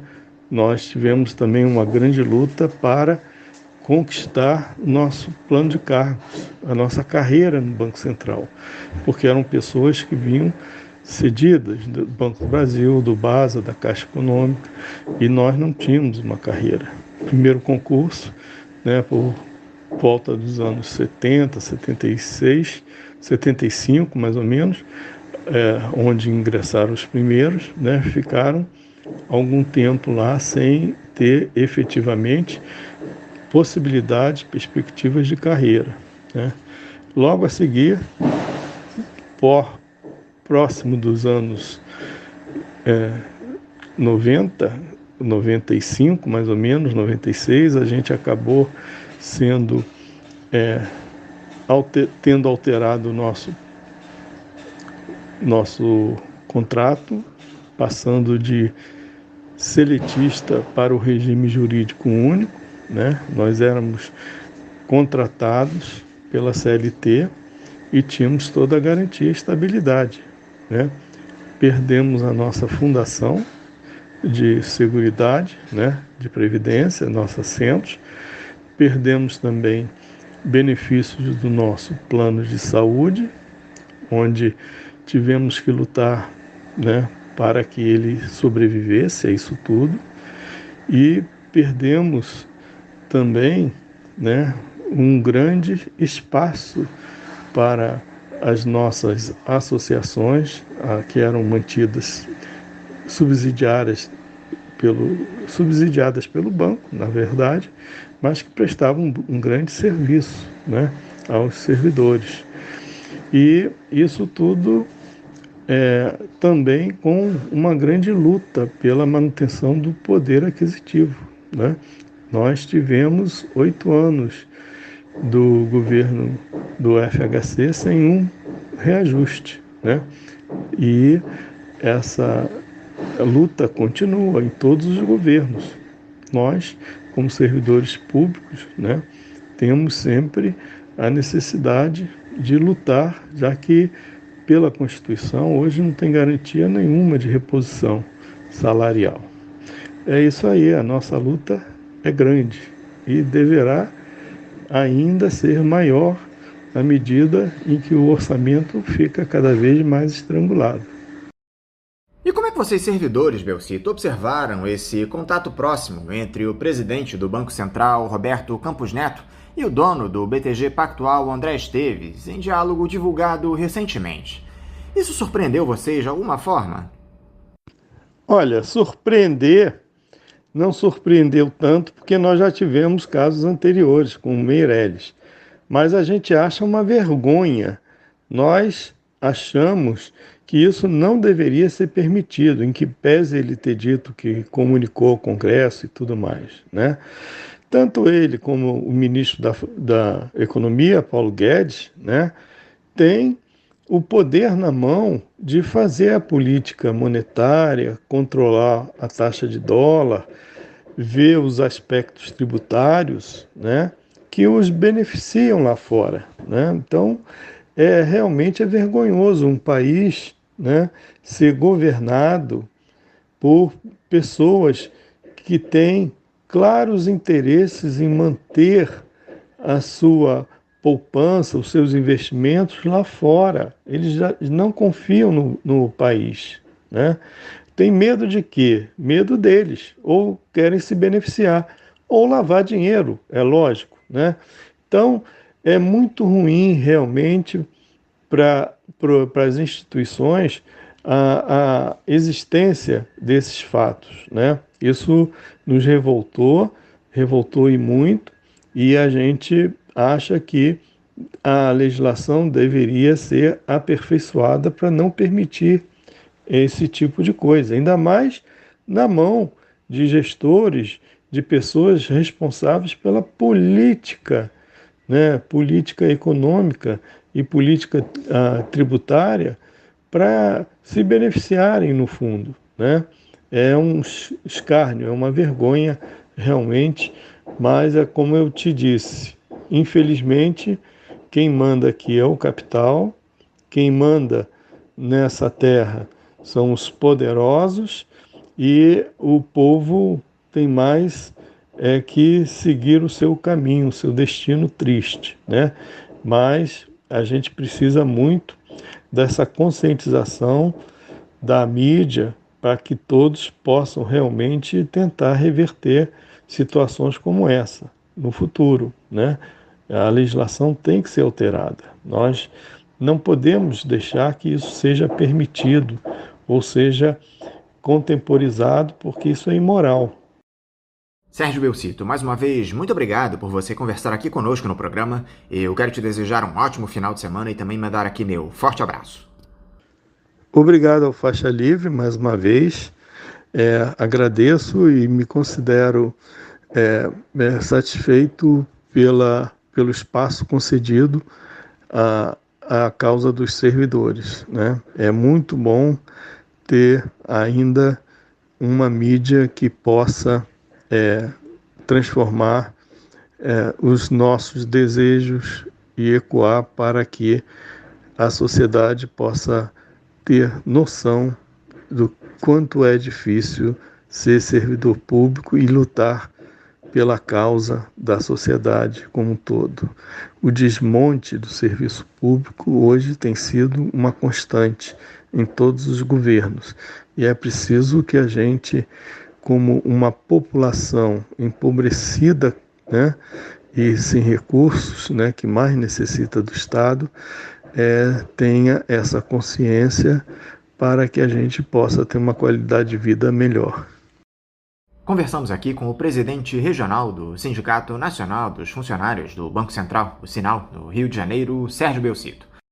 Como vocês, ouvintes, sabem, o Faixa Livre tem passado por um processo de transição nos últimos tempos que provocou algumas mudanças e adaptações às novas tecnologias.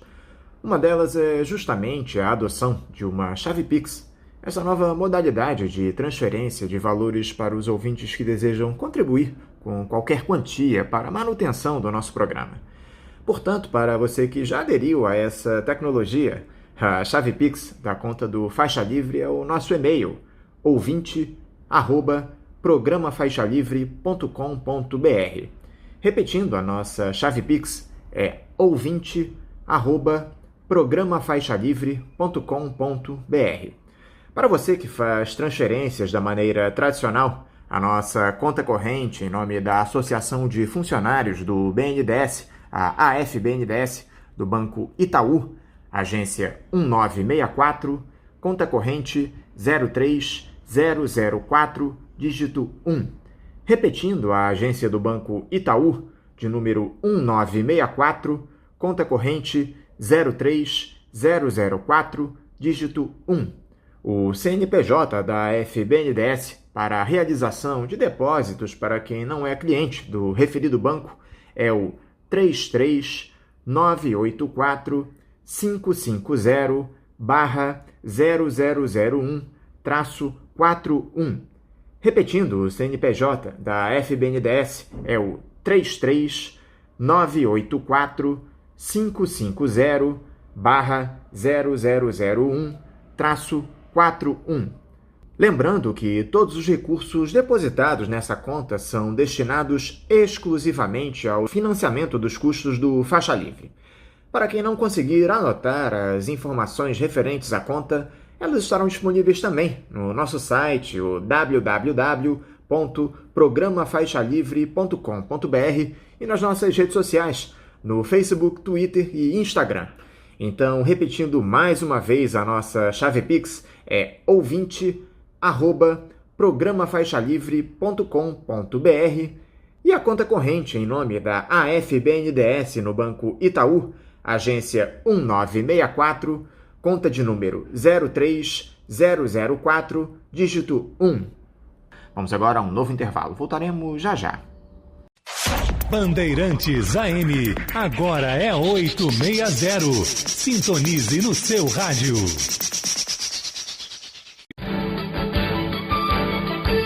Voltamos a apresentar Faixa Livre. Já voltamos, ouvintes, e agora eu cumprimento o presidente do Sindicato dos Trabalhadores nas Indústrias da Purificação e Distribuição de Água e em Serviços de Esgoto de Niterói e Região, o Sindago RJ, Ari Girota. Ari Girota, bom dia. Bom dia, Anderson. Ari, muito obrigado por você conversar aqui conosco no Faixa Livre. Ari, nós temos alguns temas importantes para tratar com você aqui hoje no programa. Eu queria começar por essa votação realizada na última quarta-feira na Assembleia Legislativa do Rio de Janeiro, a ALERJ, do projeto de lei 4894, de autoria do deputado Gustavo Schmidt, do PSL, que trata do reaproveitamento dos trabalhadores da SEDAI, que infelizmente foi privatizada na estrutura do governo do Estado em outros setores da administração pública.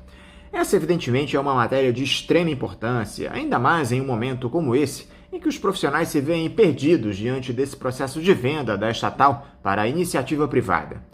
Primeiro, Ari, essa votação de fato aconteceu lá na ALERJ? O projeto foi aprovado? Como é que foi a análise desse tema lá no plenário? O PL 4894 de 2021, que foi apresentado pelo deputado Gustavo Schmidt, é um projeto de lei que foi construído a várias mãos.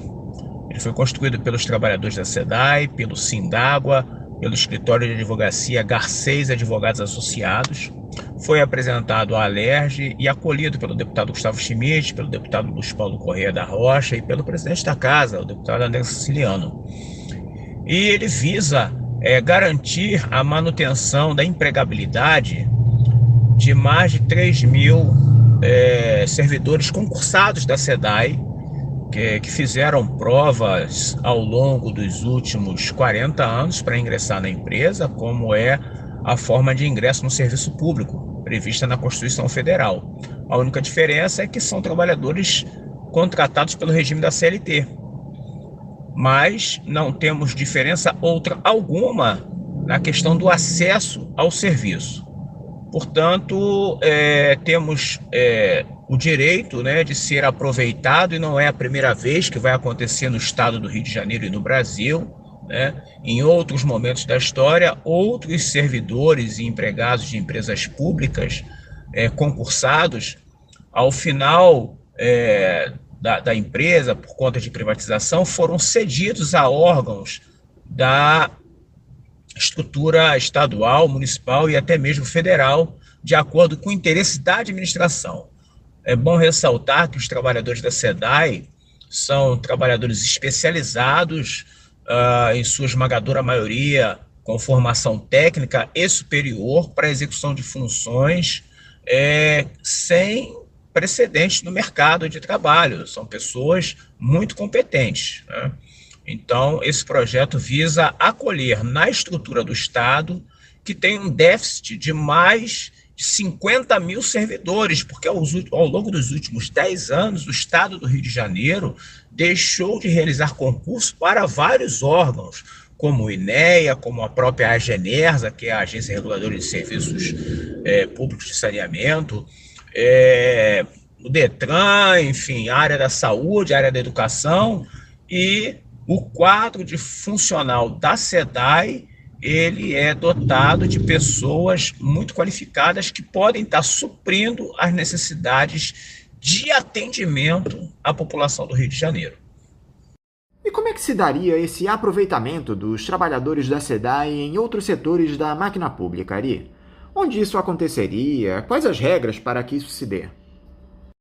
Conforme estabelece o projeto de lei, todos os empregados do quadro permanente da SEDAI, todos os servidores da SEDAI, após a conclusão desse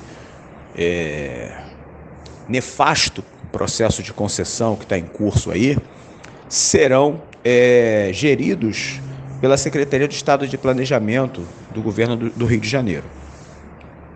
Ou seja, como nós temos órgãos como o INEA, a Agenersa, a Secretaria Estadual de Ambiente, a Secretaria de Saúde, entre outros, mas particularmente esses 4, né, para ficar na área do saneamento, né, que gerem qualidade da água, gerem questões ambientais, gerem tarifas relacionadas aos serviços públicos, administram a questão do Vigiágua, que é um sistema da Secretaria de Saúde, que acompanha a qualidade e o monitoramento das águas que são fornecidas à população do Rio de Janeiro.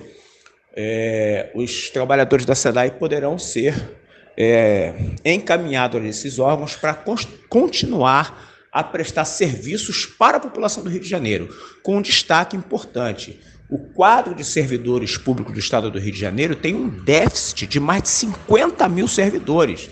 Nos últimos 15 anos, os sucessivos governos que passaram pelo Rio e que ocasionaram essa crise fiscal sem precedentes, eles não realizaram concursos, não oxigenaram adequadamente. Quando fizeram concurso com poucas vagas, não quiseram suprir, né, as vagas para que a população pudesse ser bem atendida. Então, o objetivo é que os trabalhadores da SEDAI, concursados, possam servir a população do Estado do Rio de Janeiro em outras áreas de atuação. Como os profissionais da SEDAI receberam essa notícia do aproveitamento deles pelo governo, Ari? Como é que anda o clima lá entre os trabalhadores que estavam temerosos diante da privatização da companhia? Isso foi uma vitória, na opinião de vocês? Bem, a gente pode considerar que foi uma vitória na medida em que traz para os trabalhadores a perspectiva de se manterem empregados na estrutura do Estado. Somos todos concursados, né, servidores efetivos do quadro permanente da companhia, e nessa perspectiva, essa lei vem para garantir que pessoas que dedicaram a sua vida a servir a população do Rio de Janeiro através da Companhia Estadual de Águas e Esgotos possam usar os seus conhecimentos adquiridos, inclusive com financiamento público, né? A grande maioria os trabalhadores com formação técnica qualificada e curso superior também, possamos atuar em outros órgãos do Estado, como, por exemplo, o INEA, que é um órgão ambiental, a Secretaria de Meio Ambiente, a Agenersa, que é a Agência Reguladora de Serviços Públicos de Saneamento e Energia, enfim, a Secretaria de Saúde, no programa Vigiágua, eu dei alguns exemplos de onde nós podemos ser aproveitados, onde o nosso conhecimento pode ser empregado, isso para não falar de outros setores da administração pública, que com certeza os trabalhadores da SEDAI poderão atuar e melhorar o atendimento da população, visto que há um déficit de mais de 50 mil servidores públicos que os sucessivos governos que passaram pelo Rio de Janeiro deixaram de repor essa mão de obra que foi se aposentando e se afastando. Faziam concursos públicos, mas com poucas vagas, não suprindo a necessidade, numa manobra de esvaziamento do quadro permanente para poder trazer aquela velha política do apadrinhamento, e que ficou recentemente conhecida como os guardiães de um determinado prefeito aí que foi afastado do cargo, né? Então, de fato, essa lei vem não só para ajudar o servidor da SEDAI, mas também para ajudar a população do Estado, que terá servidores qualificados atuando na estrutura do Estado do Rio de Janeiro, que está tão combalida.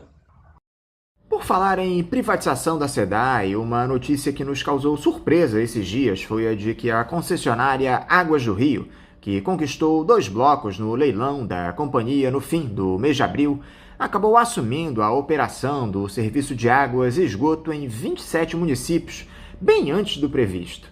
Desde o último dia 1º, a empresa está operando em cidades da Baixada Fluminense, como Duque de Caxias, Belfor Roxo, Nilópolis, Mesquita.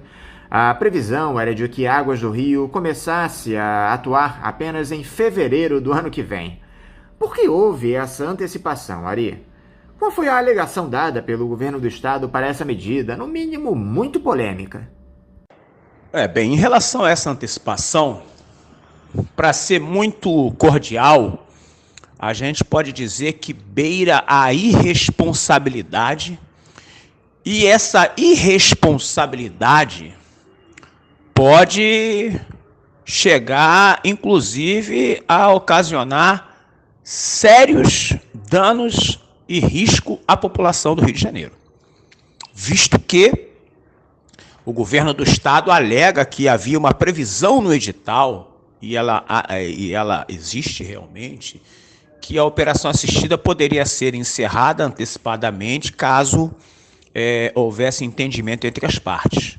O que ninguém fala é que o fim dessa operação assistida de maneira antecipada, ou seja, exatamente nessa data de 1º de novembro, ela implica que o governo do estado está abrindo mão de uma arrecadação que vai chegar na casa do 1,5 bilhão de reais, porque a arrecadação da SEDAI é na faixa de 500 milhões mês.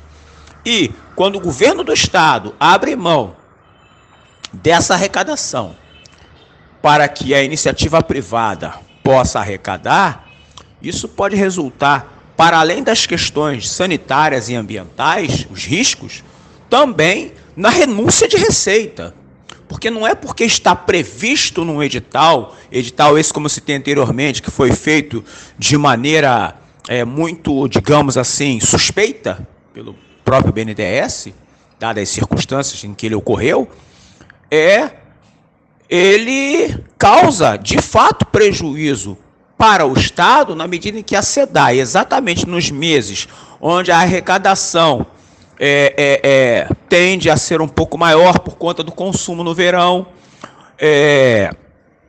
e que já estava no planejamento estratégico da empresa para a execução de suas obras e prestação de seus serviços, essa previsão dessa arrecadação futura, quando o Estado abre mão disso, ele está causando prejuízo. Então, quem tem que dar alguma explicação sobre isso é o governo do Estado, é a presidência da SEDAI, é o conselho de administração da empresa, por não zelar pela saúde da empresa, como eles falaram, da empresa que fica.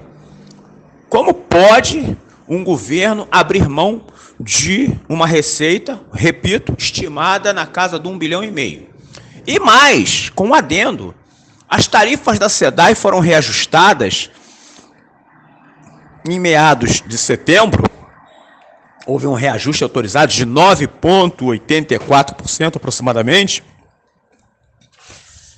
E, inexplicavelmente, esse reajuste que foi colocado na conta da SEDAI pela grande imprensa, né, pelos veículos de comunicação, SEDAI reajuste suas tarifas, só passarão a ter validade agora no mês de novembro, ou seja, exatamente quando a iniciativa privada assume os sistemas.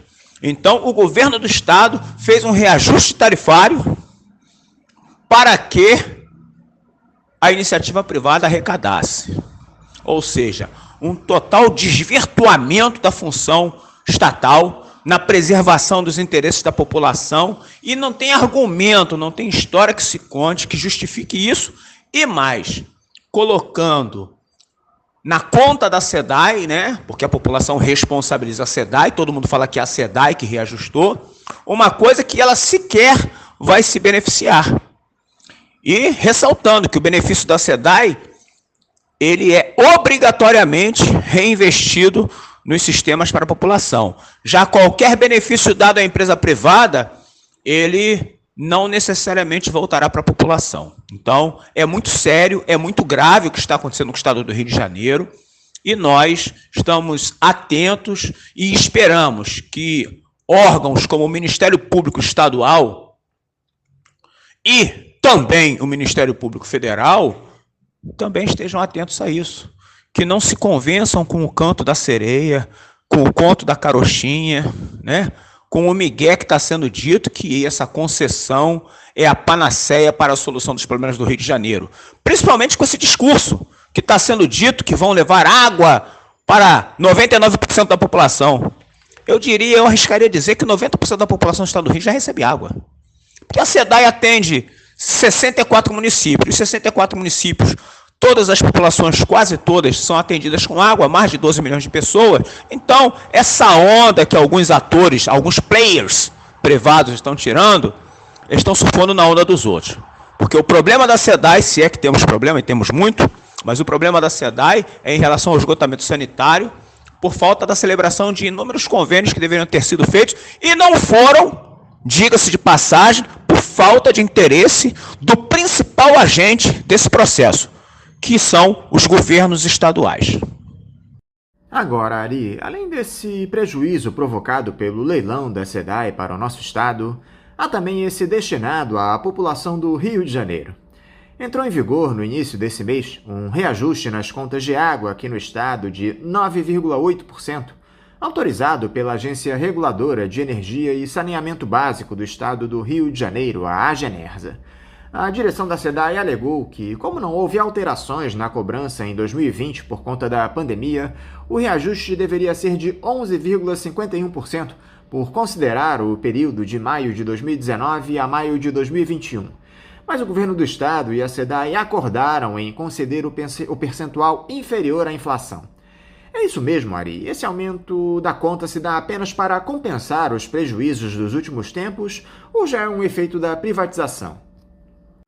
Dando continuidade a essa questão desse reajuste tarifário concedido pela Agenersa, essa narrativa do governo do estado e da direção da SEDAI de que os prejuízos causados em função da pandemia geraram um acúmulo de 11% e que eles resolveram dar um reajuste menor, como se eles fossem bonzinhos. Aliás, esse governo do estado tenta parecer bonzinho para todo mundo, né? Me lembra muito aquela coisa sátira que passava na televisão, do brasileiro é muito bonzinho, né? Para o inglês ver.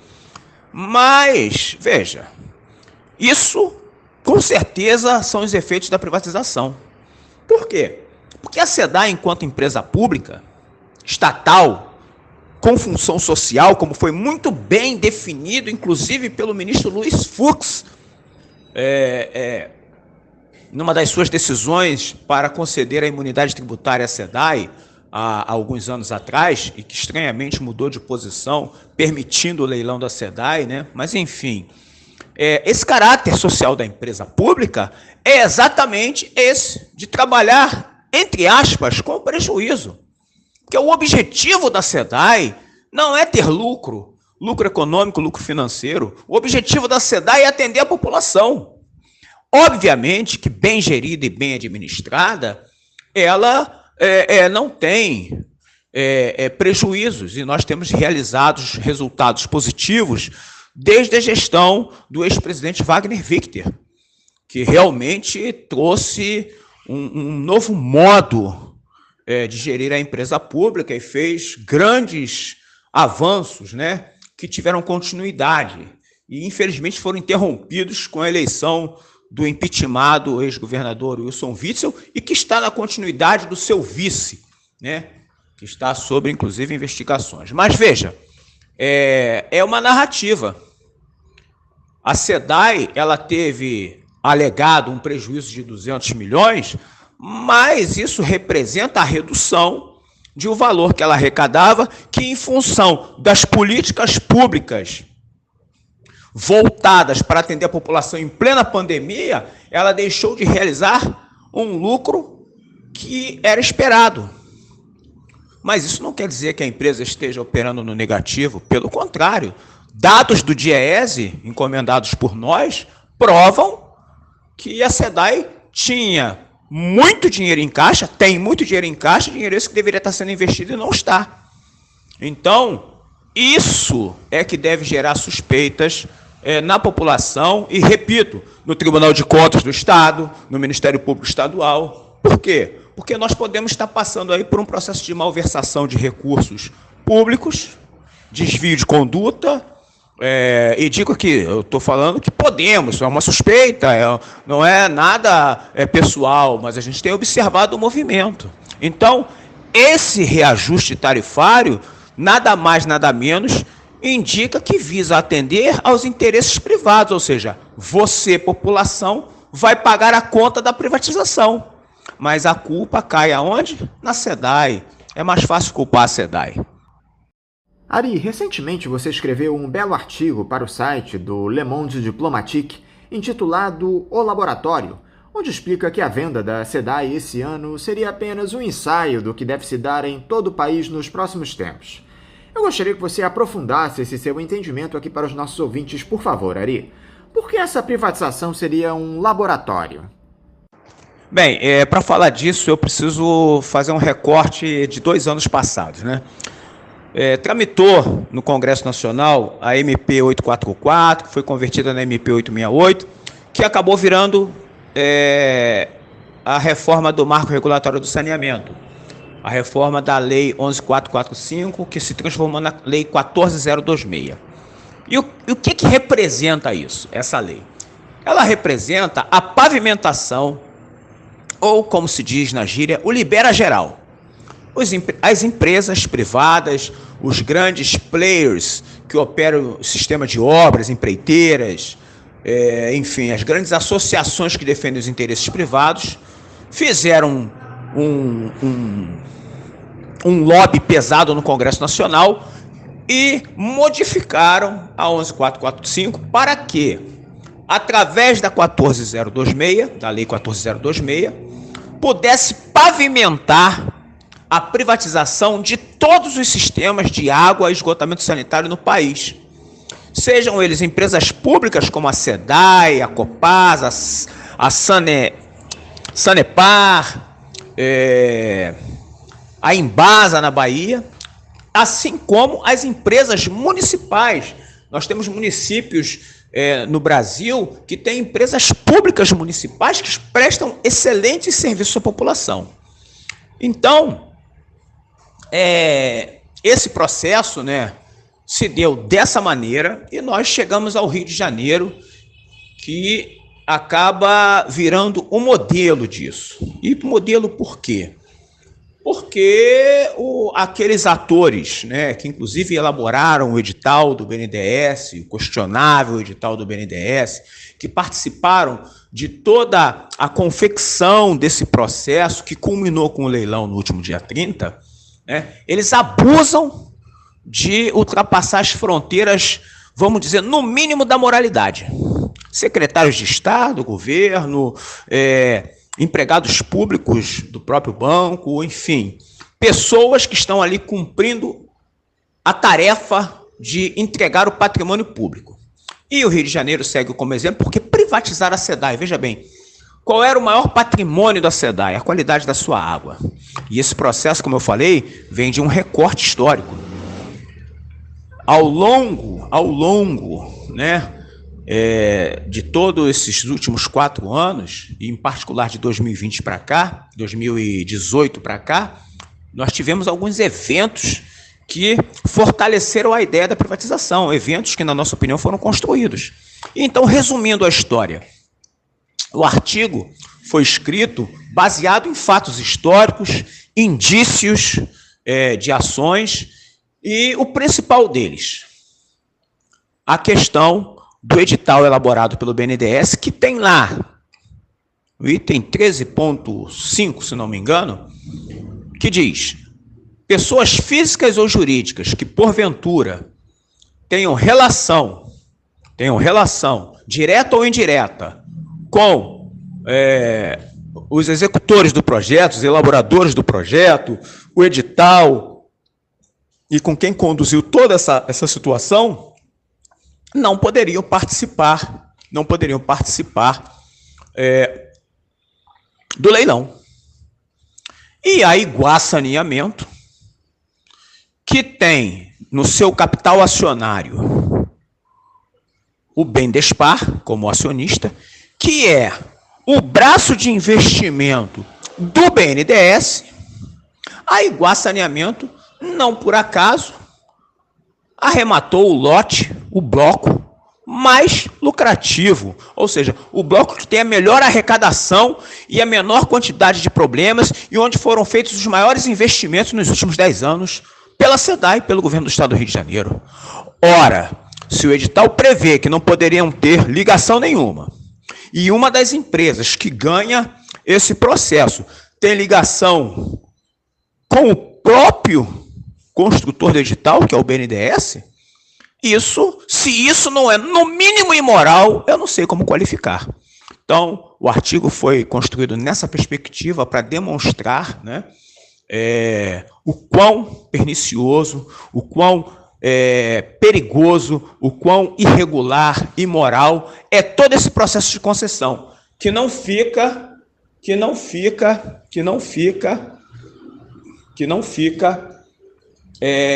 restrito à questão da Iguá. A própria Aegea tem hoje como seu principal CEL, né, executivo, que assumiu a presidência da Águas do Rio, uma figura que poucos lembram, né, porque a história precisa ser contada e recontada, a verdade precisa ser dita. É uma pessoa que era do Grupo Aegea, foi nomeado, com a concordância do governo ainda, Witzel, para ser diretor de produção da SEDAI, ou seja, a diretoria mais importante da SEDAI, que abrange toda a produção de água nos sistemas Guandu Laranjal e que controla a distribuição no estado do Rio de Janeiro.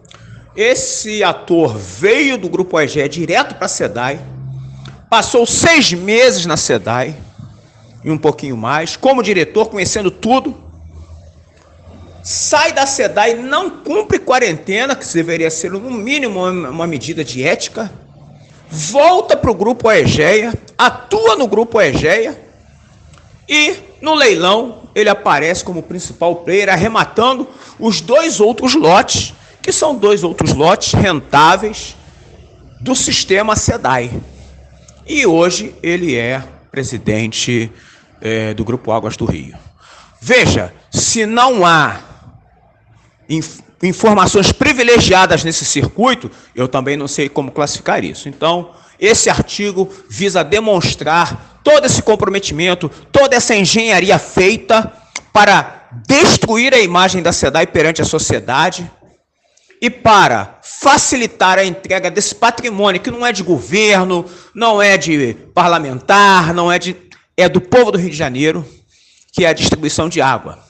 E digo mais, de uma maneira irresponsável, porque os problemas já estão aparecendo. Ari Girota, mais uma vez, muito obrigado por você conversar aqui conosco no Faixa Livre. Eu quero mais uma vez colocar à disposição de vocês do Sindago os microfones do Faixa Livre para a gente dialogar a respeito desse absurdo que é a privatização da SEDAI. Quero te desejar um ótimo final de semana e deixar aqui o meu abraço. Eu gostaria também de fazer agora, aproveitar o espaço, né, nessas considerações finais, e de fazer apontar um grave indício, eu diria até de denúncia, né? Eles findaram a operação assistida, né? Como você mencionou no começo da entrevista, no último dia 1º. Mas, pasmem, os trabalhadores da SEDAI estão ainda atuando naqueles postos de trabalho que foram concedidos ao Grupo Aegea, nas lojas comerciais, no setor de reparo, nas ETs, estações de tratamento de esgoto, e principalmente nas ETAs, as ETAs, estações de tratamento de água do interior. Nós temos recebido relatos e imagens de que esse processo está sendo conduzido de maneira muito questionável, na medida que, a partir do momento do fim da operação assistida, o trabalhador da SEDAI não pode mais operar os sistemas, porque esses sistemas agora são privados. Mas vamos além, isso demonstra a incapacidade operacional do Grupo Aegea, que é muito bom de fazer marketing, é muito bom de fazer propaganda, de gastar dinheiro botando outdoor, lumidor, busdor, para falar da qualidade do serviço, mas lá na ponta, na execução, ele não tem quadro qualificado, porque, como eu falei anteriormente, o quadro da SEDAI é um quadro que foi forjado nos 40 anos de existência da empresa, com trabalhadores fazendo cursos de especialização, e diga demais, alguns trabalhadores foram seduzidos pelo grupo e foram prestar serviço, só que não dão conta, porque nós atuamos em 64 municípios, mais de 12 milhões de pessoas, uma centena de estações de tratamento de água, outra de esgoto, sistemas complexos de distribuição. Nós estamos vendo relatos agora, por exemplo, saiu hoje na imprensa do Rio de Janeiro, a Zona Oeste com problema de abastecimento de água, região que nunca teve problema de abastecimento de água, enquanto a Baixada Fluminense, que tinha problemas, está botando água pelo lado de fora.